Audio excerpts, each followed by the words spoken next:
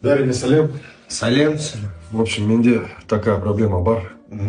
Вот друзья постоянно меня орыс дразнят, орыс, борщ. А я вообще нағыз белорусский, понимаете? Обидно ше. Понимаю тебя. Менде де солай түсінемін. Рахмет.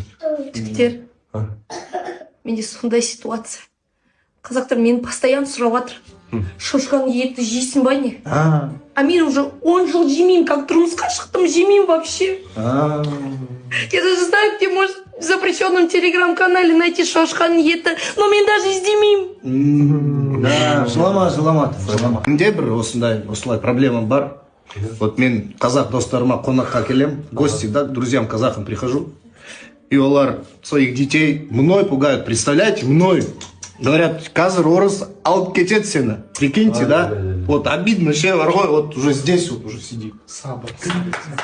А мен, как будто мен бабайка сияқтымын ғой. Сен ше? Сенде қандай проблема? Менде бәрі жақсы. Мен әйелім қазақ. Терім Шымкенттікі сияқты қап-қара екен, бәрі керемет. Бәрі жақсы. И чё онда, не үшін собранияға келдің? Ну, так вы же өздерің мою квартиру келіп отырсыздар. Все, жалғастырамыз. Все. И сол жігіттер, аны мне еще сұрап жатыр, что